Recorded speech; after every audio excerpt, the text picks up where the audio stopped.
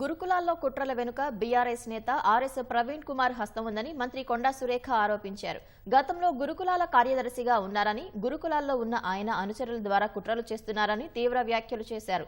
సంక్షేమ హాస్టళ్లను గత ప్రభుత్వం పట్టించుకోలేదని, హాస్టళ్లలోని విద్యార్థులను ఉత్తమ విద్యార్థులుగా తీర్చిదిద్దే బాధ్యత ప్రభుత్వానిదేనని స్పష్టం చేశారు. అభివృద్ధి ప్రాజెక్టులకు భూసేకరణ విషయంలో కుట్రల్లో అదృశ్య శక్తి హస్తం ఉందని కొండా సురేఖ ఆరోపించారు. గత ప్రభుత్వంలో ఏ ఒక్క రోజు కూడా గురుకుల ఆశ్రమ పాఠశాలల్లో ఒక్క రోజు కూడా వాళ్ళు వెళ్ళి ఏ విధంగా పిల్లలు ఉన్నారు, వాళ్ళ భోజన సదుపాయాలు ఎలా ఉన్నాయి, వాళ్ళకు కనీస వసతులు ఉన్నాయా లేవా, మరి వాళ్లకు విద్యా విధానం ఏ విధంగా ఉంది అని పరిశీలించినటువంటి సందర్భాలు అసలు లేవు. ఈరోజు మా గవర్నమెంట్ వచ్చినాక ఈ ఒకటే ఇన్సిడెంట్స్ జరిగింది. అది చాలా బాధాకరం. ఎవరి పిల్లలైనా పిల్లలే.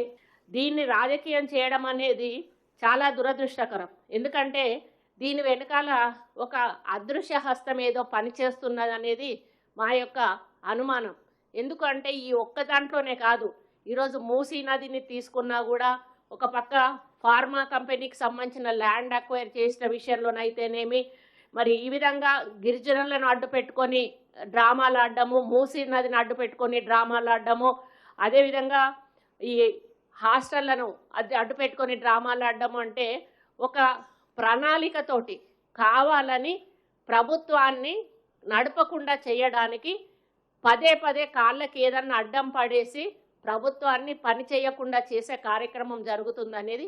మరి ఇంకొకటి, ఈయన ప్రవీణ్ కుమార్ ఈయన సెక్రటరీగా చేశాడు, గురుకుల పాఠశాలలకు సెక్రటరీగా చేశాడు. ఆయన చేసినప్పుడు కోట్ల రూపాయల డబ్బులు దుర్వినియోగం చేసినటువంటి సంఘటనలు ఉన్నాయి. ఇప్పుడు జరుగుతున్న సంఘటనలన్నిటికీ కూడా కారణం ఆర్ఎస్ ప్రవీణ్ కుమార్ హస్తం ఉందని చెప్పి నేను నమ్ముతా ఉన్నాను.